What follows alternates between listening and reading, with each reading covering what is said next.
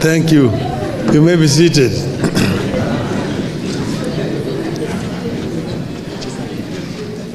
Vijana hamjambo? Hamjambo tena? Thank you. Asanteni sana. The leadership of Youth Bridge Kenya, the director of this institution, Kenya School of Government, visitors who have come from other countries, other parts of the continent of Africa, and Kenyans who are here, comrades. I am very delighted to have opportunity to be here this afternoon. I'm accompanied here with a friend who is also a staunch member of Azimio La Umoja One Kenya Coalition, Mr. Francis Mwangi. Yeah. We call it Mwangi wa Azimio. Yeah. Yes. Now, I'm very grateful to have opportunity to come and meet with the young people. When I see the youth, I see the future. The youth represent the future. And that's why a country cannot grow without growing the youth. As you have been told, I say that the difference between the old and the youth is that the old have at one time been the youth, but the youth have never been old. So they don't know what it means to be old, but the old know what it means to be the youth. So today, you are a young, you used to be called young tax. Today you are old tax. Tomorrow you are also going to be old. So what is important is what you do with your youth when it's still there. But you cannot actually transform your youth unless the society gives you opportunity to do so. I'm happy that my old friend, the General, Oga, Papa, was here yesterday. I am actually a graduate of African Leadership Forum, which is the institution that he started to mentor the African youth. So we were mentored properly. He took us to his institution and he spent initially 1 week interacting with then retired presidents, the late Kenneth Kaunda, General Toumani Touré, who had been the president of Mali twice, and late President Buyoya of Burundi.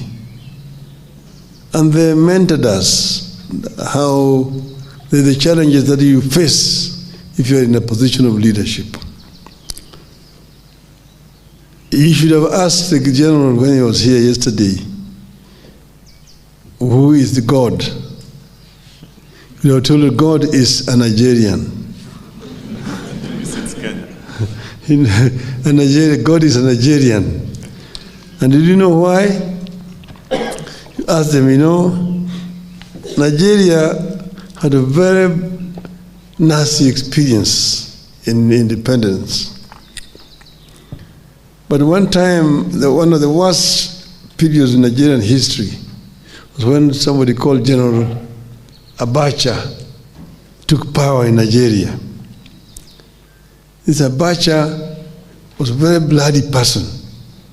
He killed so many people that was actually nicknamed the Butcher of Abuja. The Butcher of Abuja. Then they say that one evening, Nigerians went to sleep hoping that tomorrow that they will wake up again to one of those bloody days. But they had prayed.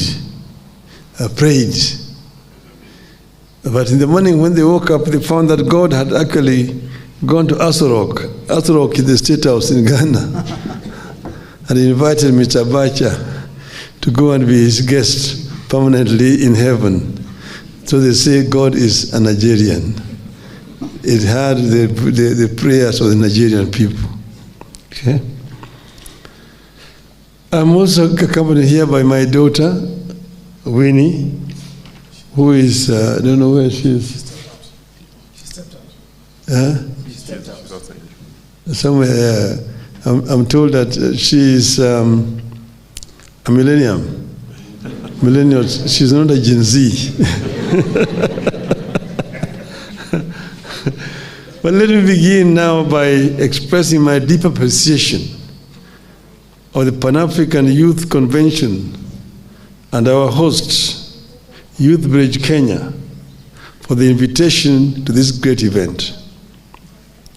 I find meetings like this very inspiring, as they provide perfect opportunities to meet with young people and to hear directly from them. I see this as an opportunity to get new ideas. More importantly, meetings like this indicate the extent to which young people are rising up to carve their space and summon us to their event, so that we can share ideas and the possibilities of Africa's tomorrow. It used to be the other way around. In Africa's fast-fading old days, it was us, not the youth, the parents, to summon the children. But roles are reversing, and we have no option but to comply. There could not be a better time for Africa, and Kenya in particular, to be talking about the youth and their views and the role in our society. Let me state from the outset that I have always been, and I remain, a firm believer in the potential and power of the young people to shape the future of Africa.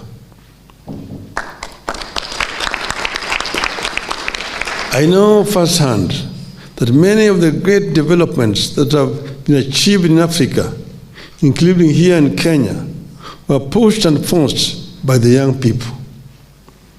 Without fear of doubt or doubts, I can state categorically that I am honored to have been a key player in the youth movements that transformed Kenya into a democracy and open society of sorts in my years of youth. By age, Africa is an extremely young continent. Today, around 60% of Africa's 1.5 billion people is younger than 25 years.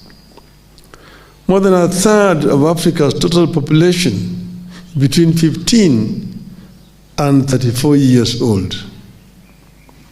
It is therefore obvious that the solution to some of the greatest challenges facing our continent lies with the youth.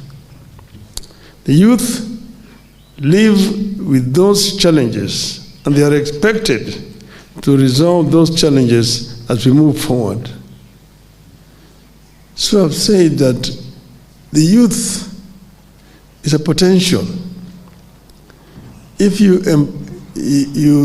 empower them, if you don't empower them, they become delinquents, drug addicts, thieves, and criminals. But if you empower them with the knowledge, access to knowledge, and access to opportunities, then they become a very powerful force for wealth creation in a society. But the youth will not be able to provide solutions to our problems unless they are empowered. As a leader, I remain deeply committed to overseeing a continent that provides opportunities for our young people. I'm committed to ensuring that the youth are change agents today as they make their way to being leaders of the continent. To this end, I believe we have the responsibility of ensuring that our boys and girls get equal access to education, that we give them skills to strengthen their leadership in every aspect of society, including business, academia, civil society, and politics. I believe that Africa has the responsibility of providing our young entrepreneurs and would-be entrepreneurs with the capital and networks to grow businesses and pursue innovations. In other words, we have a responsibility to help the youth help themselves and our continent. We are currently in the era of pursuing Africa's renaissance. The term renaissance itself evokes a rebirth, a renewal of spirit, and a resurgence of greatness. This is precisely what Africa needs in the 21st century. No segment of any population represents the rebirth and renewal of spirit better than the youth. In their hands lies the power to transform challenges into opportunities, to harness innovation for sustainable development, and to drive social change that benefits all Africans. The African Renaissance we envisage is not merely an economic or political ambition. It must also be a cultural and intellectual awakening.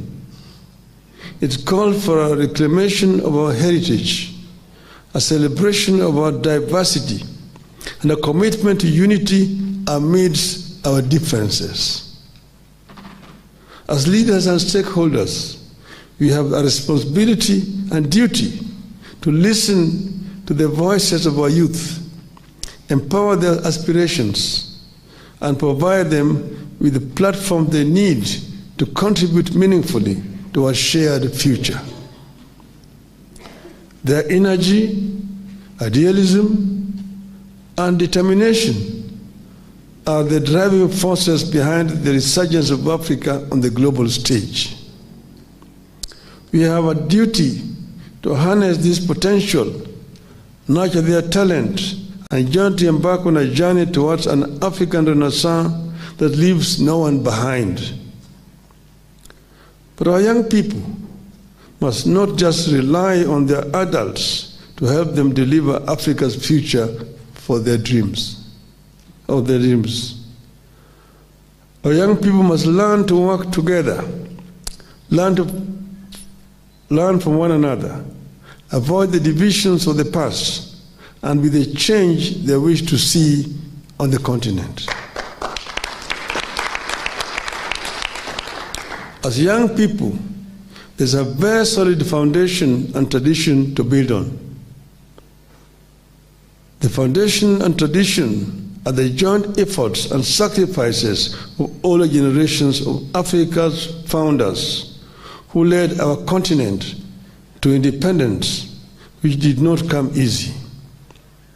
We got where we are today by working together and imagining a future. They may have fell short of their own aspirations, but they did lay a firm foundation on which you can build new plans for a perfect continent. You have come of age in an era of breathtaking change. You have come of age in the age of technology and an interconnected world. Today, the world has become a global village. When I was living in Europe, a letter, it's called surface mail, would take 3 weeks to arrive. Then came the email, the airmail. It would take 1 week to arrive. Then came the express airmail, 3 days. And you are very surprised, you are very happy that it has only 3 days. Then came the telex, and then came the fax machine, and then came the mobile phone, analog, And then now here, today we are. The world has become truly a global village, just within a very short period of time, in my lifetime. So these are fundamental changes that have taken place.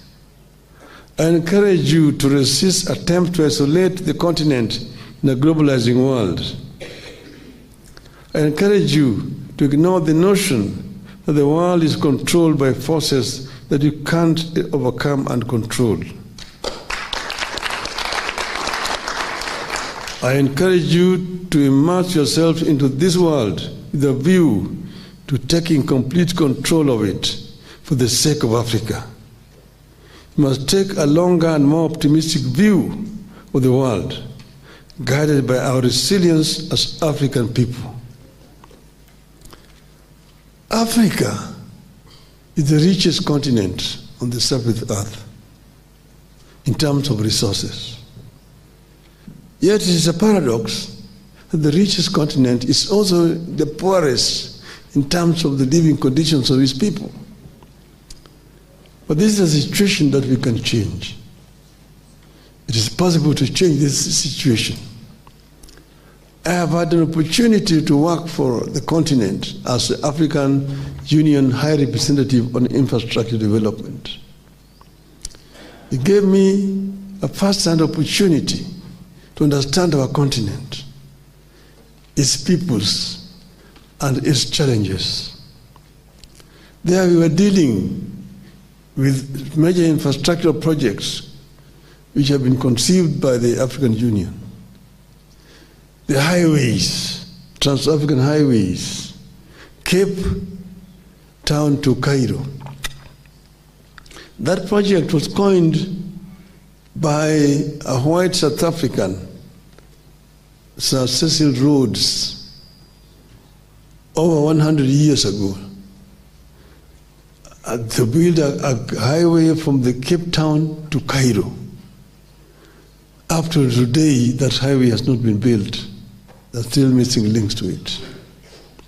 Another one is from Tripoli to the Cape, which is also there. There are several missing links which has not been completed. Another one is from Dakar in Senegal through the Sahel to Djibouti. Another one is Dakar to Lagos, Lagos to Mombasa, which has also not been constructed. Then you have got Trans-African high-speed railway network. One from Beira in Mozambique all the way to Walvis Bay in Namibia. The other one is from Lagos along the coast to Cotonou in Benin, to Lomé in Togo, Accra in Ghana, to Abidjan in Côte d'Ivoire, all along to Guinea, to Mauritania, to Morocco, to Algeria, to Libya, Tunisia, up to Cairo. And then another one, which we had coined from here, Lapset, Lamu Port, South Sudan, Ethiopia Transport Corridor. But then as AU, we modified. To go Lamu, one branch will go to Ethiopia, the other one to Juba, and then to Bangui in Central African Republic, then to Cameroon port of Kribi, to create a land bridge that links the Atlantic Ocean to Indian Ocean, and then opening up the interior, the landlocked countries in Africa for trade. The labor goods coming from the East, from Japan, from China, from India, from the Middle East, to come to Lamu, and then by train transported across to those countries like South Sudan, North Sudan, Chad, Niger, Congo-Brazzaville, up to Nigeria. Because the African Union had come up with African Free Trade area agreement. But how does Africa trade with itself without proper infrastructure? Here you're in Kenya. Between Kenya and a country called Central African Republic, there's only South Sudan. But how do you get your goods to Central African Republic? How do you get your tea from Kenya to Central African Republic where they don't grow tea? You have to find a ship that will go down Cape Coast and go up along the coast, Namibia, Angola, up to Cameroon, and then pick it from Douala by road to Bangui in Central African Republic. The French and the British are much faster there than you. That's why in Bangui, in Central African Republic, they drink Kenyan tea, Christian as English breakfast tea. But if you do the proper infrastructure, you can reach there. Only South Sudan is between you and Central African Republic. There are several others. We are dealing with high speed fiber optic network that will link several African capitals so that communication is easier. We are dealing with open skies. How to make the air transport easier across the continent of Africa. At the moment, air transport is so expensive in our continent. Why? Because they don't have a proper air control system. Each country has got its own individual air traffic control system.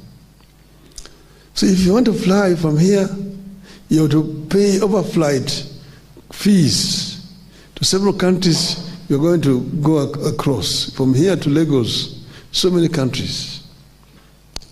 Yeah, the other day I was going for a funeral of a president of Namibia, and we chartered an aircraft to drive Nairobi to Windhoek, Namibia.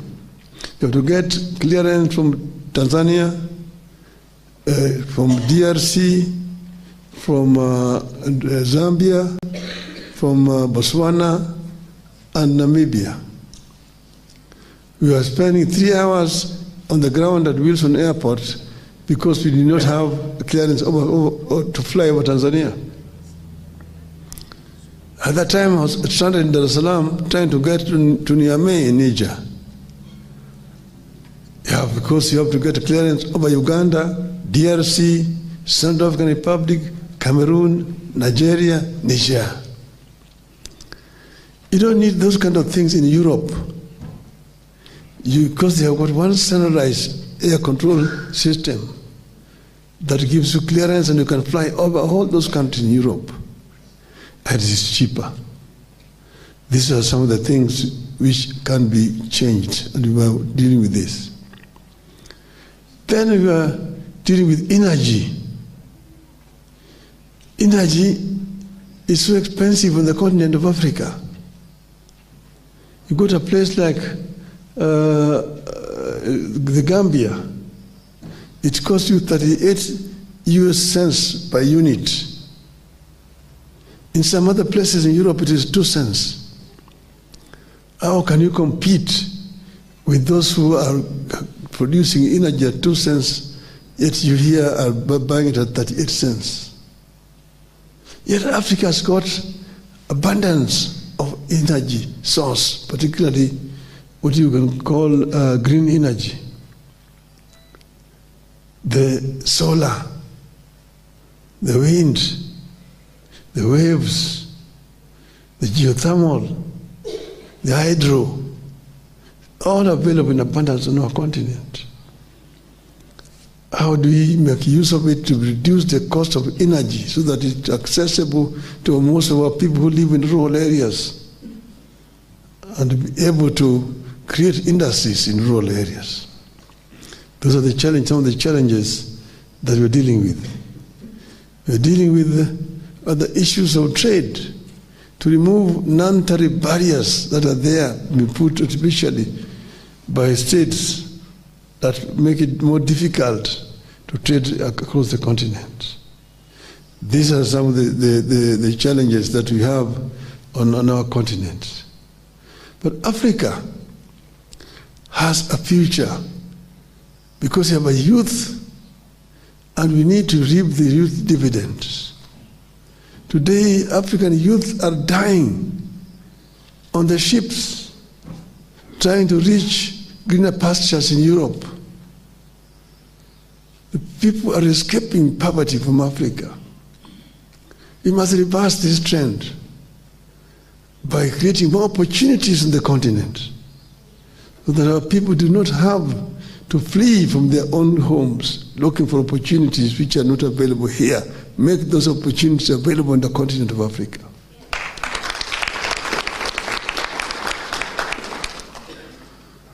On the issue of climate change, Africa is a victim. Africa is a victim of actions which have been taken elsewhere. The emitters of carbon monoxide that is creating global warming are elsewhere. Africa is a victim. But Africa, first, we cannot just stand here and say we are a victim and we are doing nothing. We need to do something ourselves. But secondly, we must now also negotiate much more firmly with these offenders so we get proper compensation for actions which have been taken outside our continent. You can see today Africa is suffering from floods and droughts, alternating. Floods this year, recently floods in Kenya, drought in southern Africa. When it becomes flood there, it's drought here in Kenya. Africa is suffering. And there's also desertification, which is coming.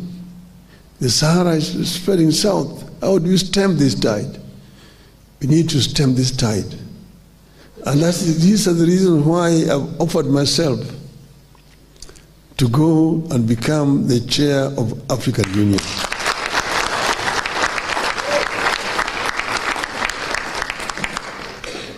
That we can, I think that I can be like a catalyst to create a new thinking within the African Union so that we can be able to exploit the potential that we have really in this continent and really realize the dreams of the founding fathers of our continent.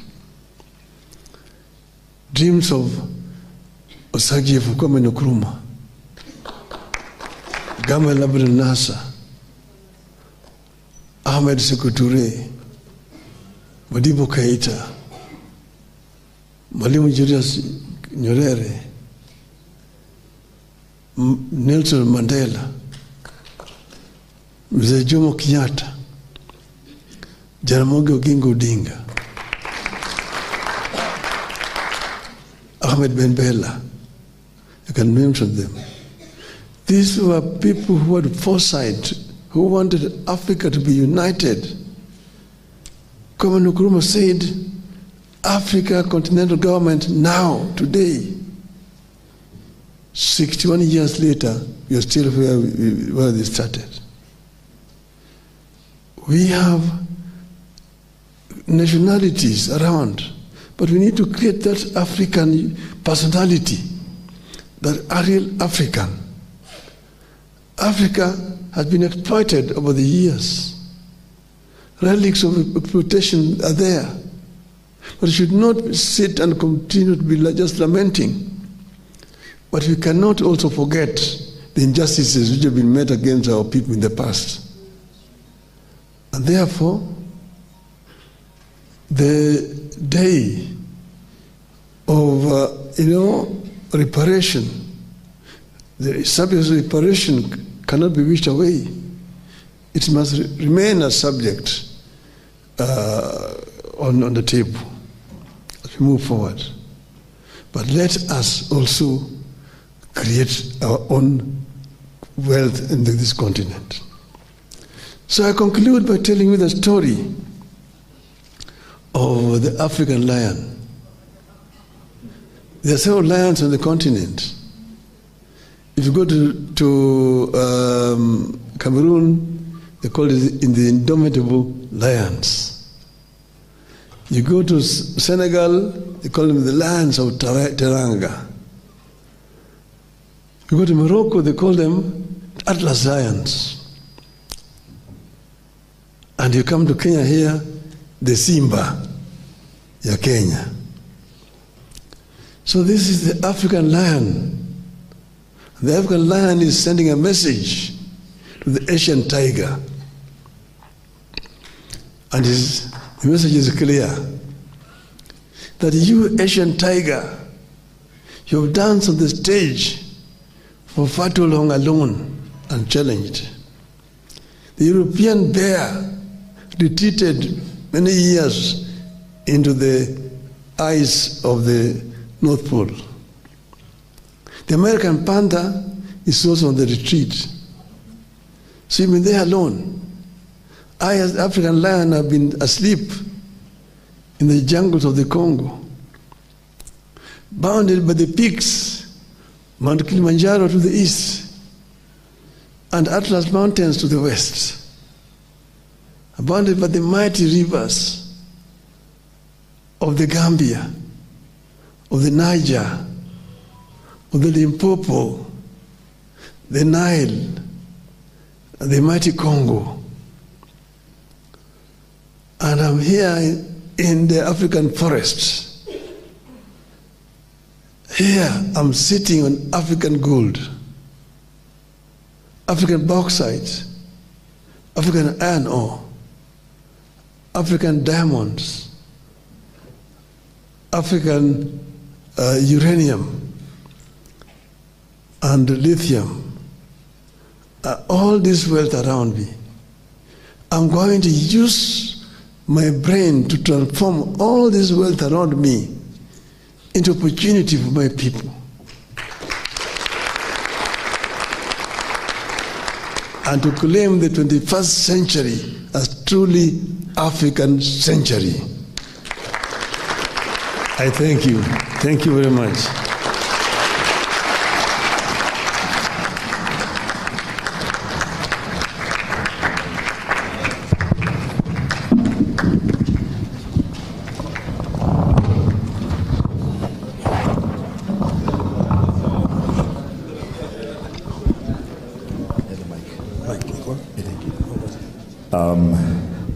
Your Excellency, you always amaze me